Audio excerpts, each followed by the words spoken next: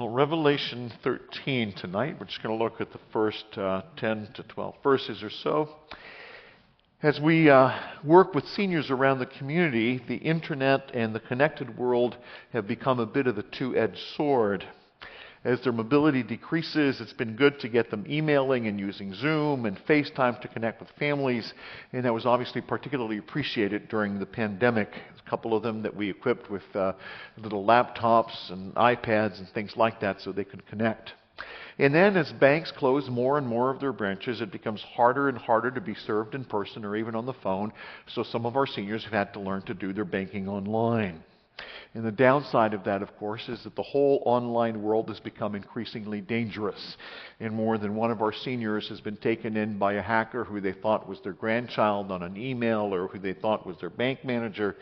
And from the first unsophisticated hacker decades ago trying to get some data stolen, there's now a whole dark world that exists in the shadows behind what's visible to most of us.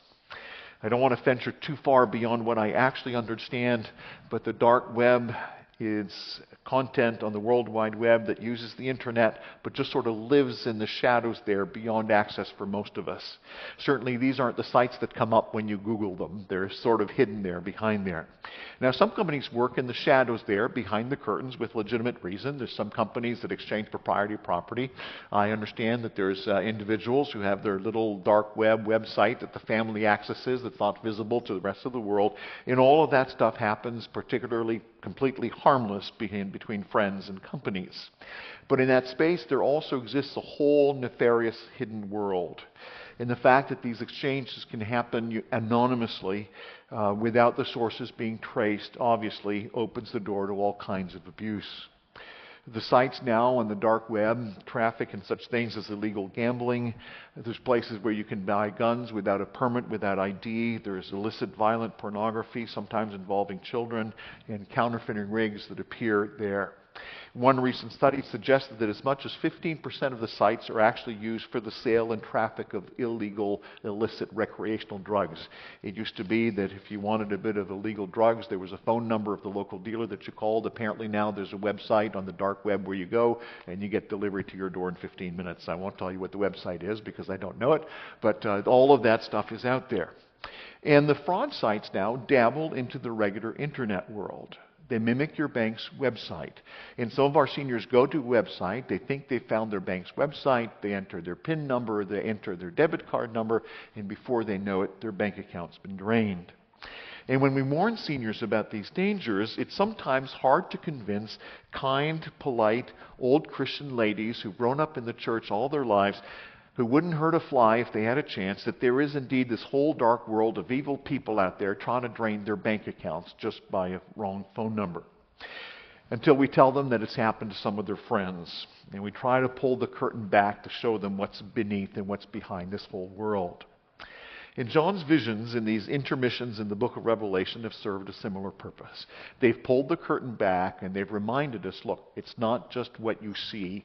There's a whole dark world behind the curtain that we don't normally think about. And that's meant for two reasons. John wants to let us know that these terrible things that are happening aren't just a series of accidental coincidences. There's a dark, evil, concerted effort behind the scenes opposing God and trying to destroy us and the work of the Lord.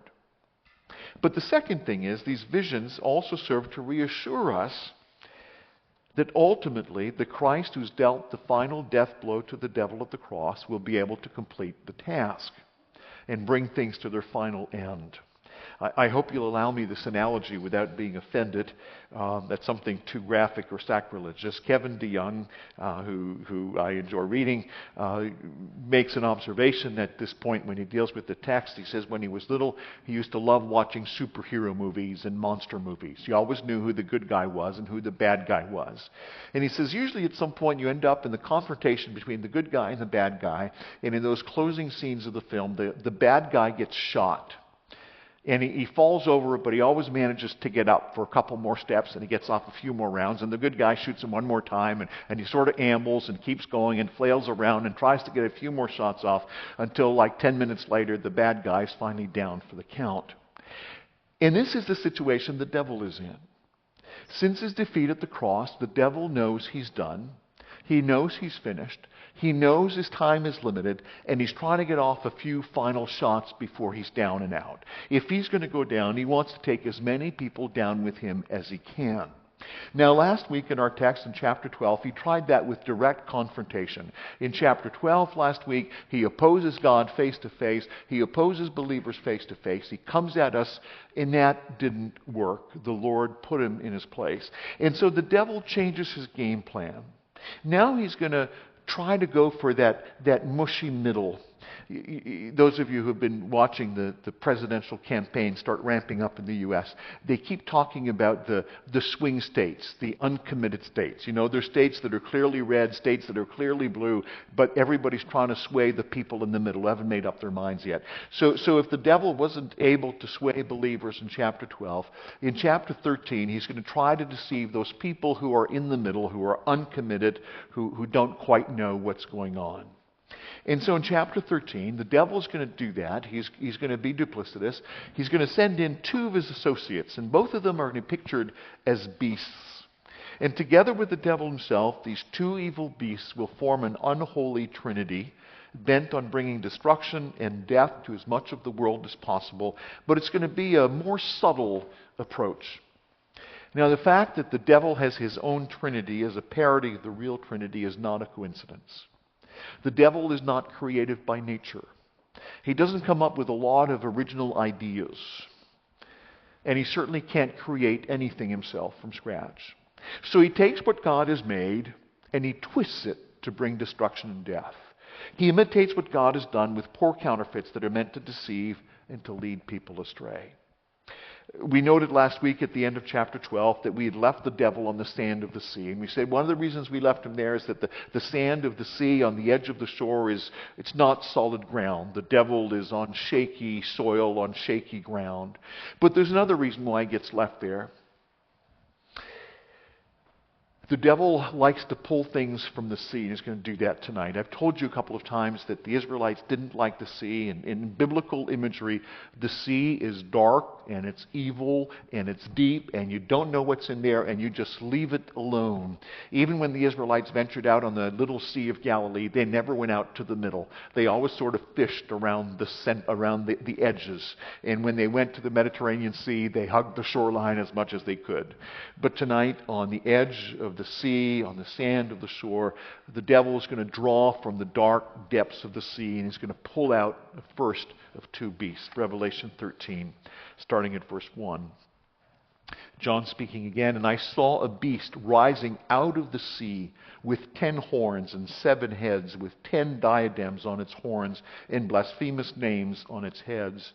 And the beast that I saw was like a leopard. Its feet were like a bear's, and its mouth was like a lion's. And to it the dragon gave his power and his throne and great authority. And one of its heads seemed to have a mortal wound, but its mortal wound was healed. And the whole earth marveled as they followed the beast. And they worshipped the dragon, for he had given his authority to the beast. And they worshipped the beast, saying, 'Who is like the beast, and who can fight against it?'" Now, there's not an anachronism here. It says that they followed the beast. They're not talking about following him on Facebook. It means literally following him around, just lest you think that the Bible made a technological comment this far ahead. It's quite the description we've got about the leopard and the lion's feet and everything. I've got a friend who says that if ever you're teaching a Sunday school class and you run out of stuff to do and you need to keep the kids busy for half an hour at the end of class, give them all a sheet of blank paper and a box of crayons and read them these verses and have them try to draw what John describes here. I don't know if you've ever tried it, but it's tough. It's a real strange description. If nothing else, these images should certainly confirm that at least some parts of the book of Revelation are not meant to be read strictly literally, but are images or allegories. No doubt you won't be surprised if I tell you that there are quite a number of theories about who this beast is. Count at least 20 different suggestions about who they thought the beast was. There's a strong tendency in the commentaries and historically throughout Christian writing to suggest that this first beast is in fact the Roman Empire. A couple of reasons for that. It suggested that the 10 heads might represent 10 strong emperors who stood out during the empire's rule. They had more than 10 emperors, but if you count the emperors that really made a difference, Vespasius and Domitian and Julius Caesar, and if you count like the big, important, heavy ones, there's 10 heavy hitters, and those would be the 10. And the 7 heads would be evocative of the 7 hills on which the city of Rome is built. And the blasphemous names on its head would be the titles that the emperors took that made them divine, the sons of God, even Lord in several cases. Progressively as things went, they took on names that were more and more blasphemous. And the mortal wound which the beast sustained is suggested would represent that moment in time when the empire seemed to collapse after the death of Nero. After the death of Nero, everything sort of falls apart, and there's a moment there where everybody's holding their breath and wondering, is the Roman Empire going to survive? And they call back the emperor, actually, who's fighting Jerusalem, who's laying siege to Jerusalem. They call him back to Rome, and he manages to save the empire by pulling the Senate together. Now, in one sense, it would make a lot of sense for this vision to focus on Rome. After all, as John is writing to the beleaguered Christians throughout Asia, Rome is the power that's there. Rome is the power that's abusing them, that's persecuting them, that's riding roughshod over the world. It makes a certain amount of sense that John is kind of thinking about Rome as he writes.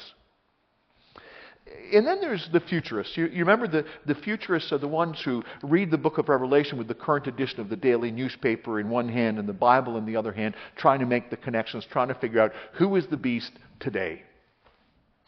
For a long time, the 10 horns were thought to be the European common market. At that point, it was a partnership of 8 European countries. And when this theory emerged, there are only 7 or 8 member countries of the European Common Market. And said, ooh, we're up to 7. We're up to 8. Soon we'll be up to 10. And the powerful beast that will take over everything will be the European Common Market, and Germany and France and England together, and Switzerland with its money, and this will be great. And then the problem was that we went to 7, we went to 8, we went from 9, and then from 9 we jumped to like 12 and 13, and we're 27 today. So it doesn't work. And that's always the problem with trying to take the book of Revelation and pinning it to a specific moment, a specific time. You remember we teased a little bit about when we looked at locusts earlier on, and some of the people, when they saw the locusts who stung with their mouth and with their tail, they said, oh, these are the Huey helicopters that were used in Vietnam, and they had a gunner in the tail. This must be what they are. And these are no longer used, so the moment has passed. Several attempts have also been made to link this first beast and the second one in the second half of chapter 13 with specific individuals. No, this is not a country. This is not an empire. This is a person. And one of the interpretations that has kept resurfacing throughout Christian history puts Nero as a possibility. There was a long-standing conspiracy that Nero had faked his own suicide, and that he didn't really die, that he was in political trouble, he pretended to die, he let another emperor take over, and he was hiding, and at some point in 10 or 15 or 20 years from now, he was going to resurface and go, ha, I'm still here, and I'm still controlling the empire. And so when John is writing, we think that the theory, with the conspiracy theory was there, that Nero was somewhere in hiding and was going to reappear. Those who believed that the emperors were divine, there was a theory floated to give credit to Domitian, that Domitian was a reincarnation of Nero. This linked, obviously, to the story that we've got described about the mortal wound that the beast recovers from. Each of these suggestions of individuals who might be the beast have interesting conjectures, but none of them really work perfectly. And in the end, they're all a little less than convincing.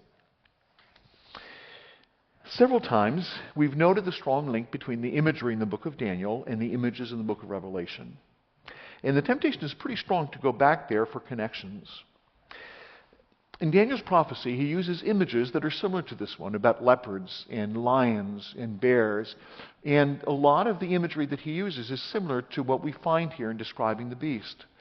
Daniel's prophecy spoke about 4 kingdoms, the Babylonians, the Medo-Persians, the Greeks, and the Romans.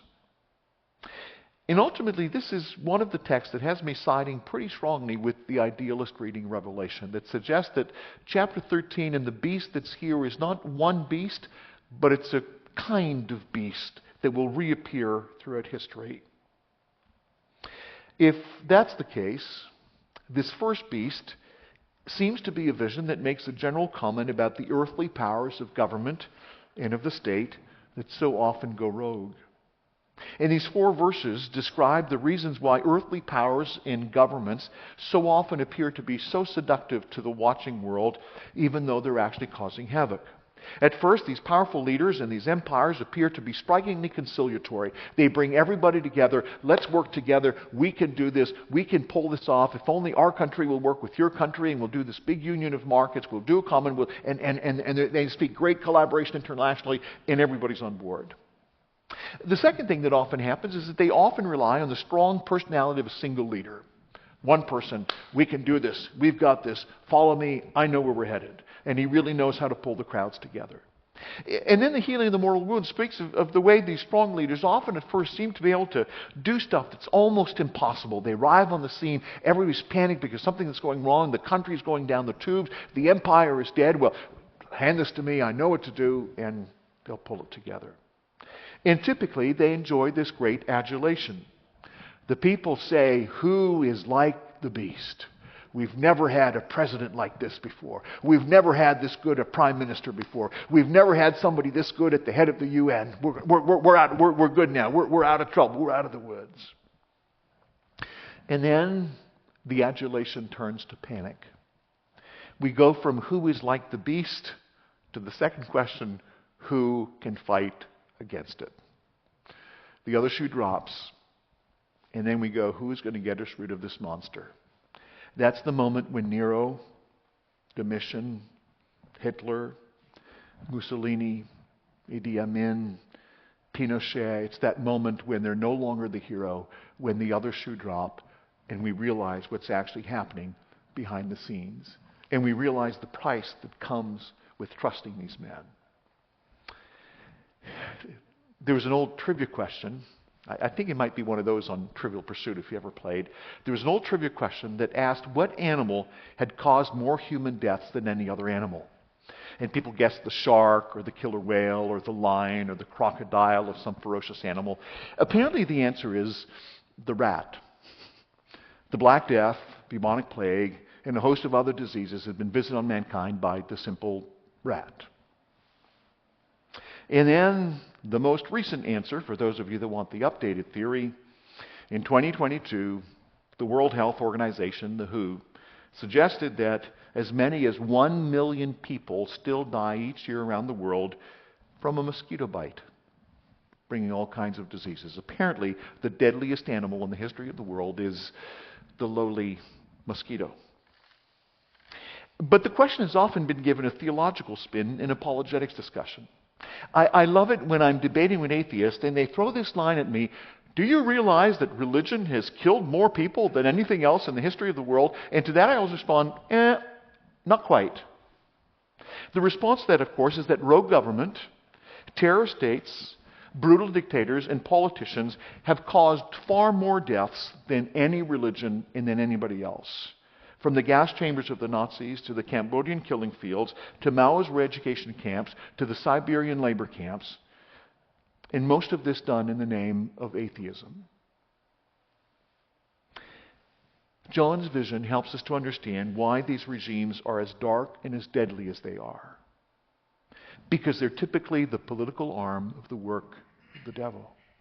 Now, I want to say that very cautiously, because I don't want anybody to leave here tonight, take my words out of context, and say, well, Joel thinks that the prime minister is, or that the premier, Joel doesn't like the mayor. He thinks that, I don't want anybody to go there, okay? I didn't say that, all right?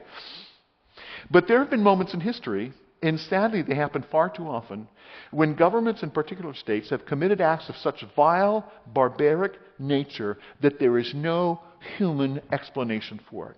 And the only rationale is that there is some dark, evil power of the forces of darkness working behind the scenes to bring death and destruction.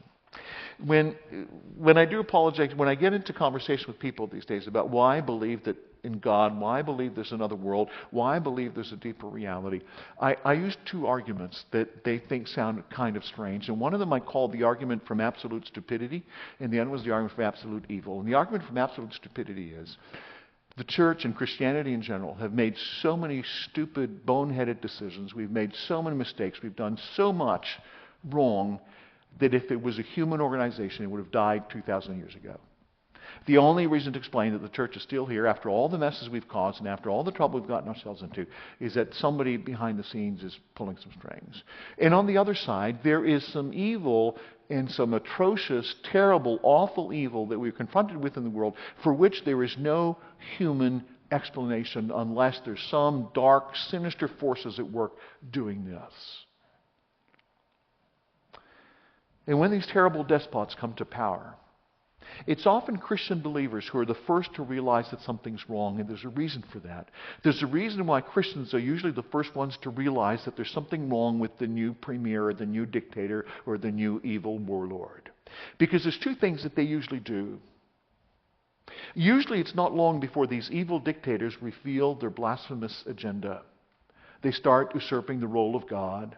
They start claiming divine authority. They start uttering unspeakable blasphemies against God, and they start taking the role of God. And when they start doing that, Christians are the first ones to say, just a minute here, you can't do that. And of course, when Christians do that, the dictators retaliate. The second reason why the Christians are the first to realize there's a problem is usually because Christians are the first ones to get persecuted and to get in trouble. So let's read a few more verses in Revelation 13, starting at verse 5, and we'll see how these two things happen. The beast was welcomed with great adulation. She could do incredible, wonderful things, and now the wheels start falling off. And the beast was given a mouth uttering haughty and blasphemous words, revealing the agenda here. And it was allowed to exercise authority for 42 months. It opened its mouth to utter blasphemies against God, blaspheming His name and His dwelling, that is, those who dwell in heaven. Also, it was allowed to make war on the saints and to conquer them, and authority was given it over every tribe and people and language and nation. And all who dwell on earth will worship it. Everyone whose name has not been written before the foundation of the world in the book of life of the Lamb who was slain. If anyone has an ear, let him hear. If anyone is to be taken captive, to captivity he goes. If anyone is to be slain with the sword he must be slain. Here is a call for the endurance and faith of the saints. Now, I realize that this is not unanimous, but we suggested in the past week that these 42 months are the period of the church's trial. There's times and times and time. And you remember that the calculation of 3.5 years to 42 months. Repeated throughout Revelation, these are the 42 months during which the Lord guards His people, guards His church, and the devil throws everything at it that he can. And during this time, the devil's beast, this creature, will wield political power over every tribe and every people and every language and every nation. Does that sound familiar at all? That's because in his attempt at deception, in his attempt at leading people away from God, the devil uses subterfuge and deceit. There's a fake trinity. There's the devil and his two beasts to mimic the Father, the Son, and the Holy Ghost. There's an attempt to rule over the nations of the world, usurping the role of the Lord Jesus Christ. There's blasphemous claims of divinity. This is deceit. He's making a mockery of God by imitating everything that God has done. Even some of the wording that's used is interesting, intentionally there to make parallels. When we're introduced several times to the lamb that was slain, the lamb that was slaughtered, when the beast has this mortal wound that he recovers from, he uses the same word, that he's been slain, that he's been slaughtered. He mimics what Christ did at the cross. So the devil really puts on quite a show of deception. And the text tells us that most people who don't know any better are taken in by the act, right into the final act of blasphemy. And when the time comes, they will worship the beast as if he was God. Slowly, an inch at a time, and before they know it, they're bowing down to this person. But the people of God aren't fooled, because they recognize the blasphemy, and that's why the beast unfurls his hatred on them. You remember Daniel's 3 friends who got in trouble? You remember the moment when they got in trouble? They're in Babylon, and the king of Babylon suddenly thinks that he's God, and he builds a statue, and the statue is a statue of him, and they're all told when the trumpet blows, everybody bow down to the statue of the king and worship the king as if he was God. And Daniel's 3 friends said, can't do that. We're monotheists. We're good Jews. There's no way we're bowing down to any other god, particularly not the statue of another man, and they wind up in the furnace. And so in verse 7, we're told that the beast wages war on the saints to conquer them because they oppose his plan. Pretty heavy stuff. What do we do with this tonight? What encouragement is there for us that we're in this kind of world that will get worse, that these beasts will come with this political power. And it's four things, I think, that we draw encouragement from. First, I want you to remember poor Job. You remember Job, who didn't get to read the beginning of his book? All this adversity befalls him, and he was never privy to the conversation that God had with the devil. He doesn't know, Job, why all this is happening, and it turns out that the devil and God had this deal together that was... Revelation is given to us so that we know. When this stuff hits us, when this persecution hits us, it's not because I've done anything wrong. It's not because we've been unfaithful. We're here in the world. We're trying to have an impact as a church, and things aren't working, and we're being reviled, and we're being persecuted. It's not because we've done anything wrong. It's because there is this great cosmic battle between God and the devil, and we are there. Secondly, the visions in chapter 13 remind us that the devil's battle is not with us. It's with the Lord. This isn't us fighting the devil. This isn't us fighting the beast alone. And when these dictators come, when these great megalomaniacs come and try and rule the world, we're not the ones who need to take him down. It's God's business. God is leading the battle with the devil. The third encouragement is just a passing comment that you may have missed the verb in verse 7. There's a passive voice that's used in verse 7. It says that the beast was allowed to make war on the saints and to conquer them. Did you get that? The beast was allowed. If you remember back to the judgments in the seven trumpets, in each one of the judgments of the seven trumpets, God says this much, but no more. A third of the population, no more. You can touch the wheat and the grain, but not the barley. You can touch a third of the sea, but no more. You can touch a third of the land, but no. Even when the calamity strikes, God sets limits about how far it will go. And even here, in these calamities and persecutions we face, they're restrained, they're controlled by the sovereign hand of God, and God allows what's going to happen. And this is actually driven home with what at first glance appears to be sort of a fatalistic poem in verse 10. Did you get that? If anyone is to be taken captive, to captivity he goes. If anyone is to be slain with the sword he must be slain. This is a partial quote from Jeremiah. In Jeremiah, when the prophet is speaking to the people about the captivity that's going to come and the exile that's going to come if the people don't follow the Lord, he uses this, but there's four pieces to it there. He says, if anybody's going to go to death he goes. If anybody's going to go to the sword he goes. If anybody's going to starve, to starvation. If anybody's going to... So he uses four pieces in Jeremiah 15. He cuts it down to just three in Jeremiah 43. And here we've just got two left. So it's a partial quote from Jeremiah. And the thought here is not, okay, well, what can you do? Whatever will be. Let's accept it. The background thought is the sovereignty and the determined will of God. Those who are destined for captivity will end up in captivity. Those who are destined for the sword will end up killed by the sword. Now, the difficult thing is, the text doesn't spell out whether this is the good people being persecuted or whether this is the evil people being punished. Is God saying that those of us who will be taken into captivity, that's our lot, that's where we'll end up? Or is God saying that the people who misbehave, they will face the sword, and that's what they're going to get? Now, I want to suggest, and stretch with me a little bit, whatever direction it goes, it brings us comfort in the fact that God's sovereign will ultimately prevail. If it is the Lord's will that one day you and I do prison time for our faith, then you and I will do prison time for our faith. If it is the Lord's will that a vicious, cruel, awful dictator gets killed by the sword, then that will happen. So what do we do with this? What's our response?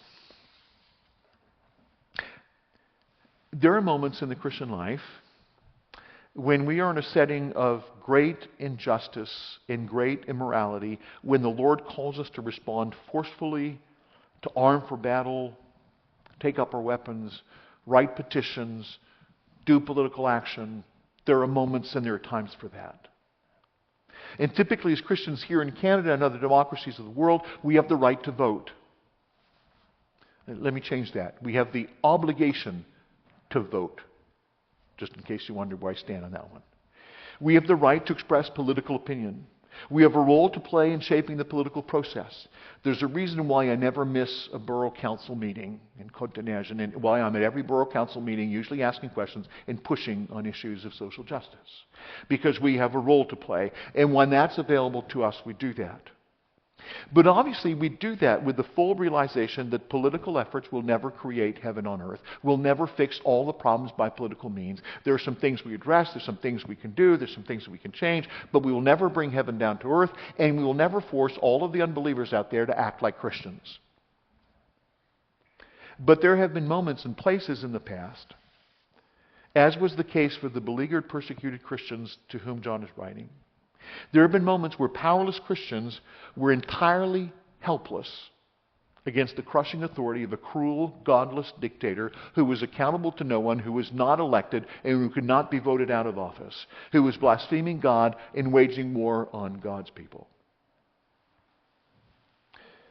Our concern, obviously, is that as the tides are turning and our formerly Christian nations are increasingly turning away from their roots, it seems increasingly likely that this might well be the kind of persecutions we may face as believers one day. Who knows how far things will go in Canada and the U.S. So, what do we do in those situations? You have no political weight. You have no political voice. You can't vote. You can't affect the process. There's a dictator in place. And what do you do? So for those people in that context, and maybe for us one day, the text ends with a simple call. It's not an easy call, but it's a simple call. Hope you notice the last line of the text. It ends this way. Here is a call for the endurance and faith of the saints. It's important that we're called saints here. Just as it's important a little earlier in verse 8 that we're referred to as the ones whose names have been written in the book of the life of the Lamb before the foundation of the world. Before the flow of these events started, back in verse 8, before the foundation of the world, before the devil and his minions had started their revolt and their struggle, God knew what was coming. And He'd already planned to redeem us and to sanctify us by the blood of the Lamb who was slain. He already had this all worked out.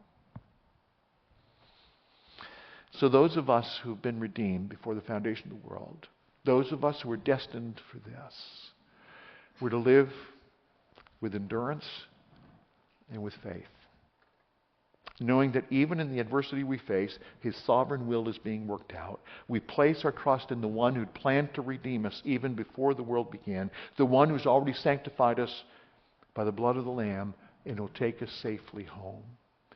And we do that with endurance and with faith. This is our call. Father, we thank You for this difficult text tonight. We realize that as the devil is increasingly desperate, as the time winds down, he's doing all that he can to deceive all those that he can. Father, thank You for giving us this perspective from John. Thank You for drawing the curtain back and showing us what's happening behind the scenes. But Father, above all, as we face these increasingly difficult times, give us endurance and faith, because we know that we are among Your redeemed. We are Your saints that You've called to glory. And ultimately Your will be done. You will prevail. We pray in Christ's name. Amen.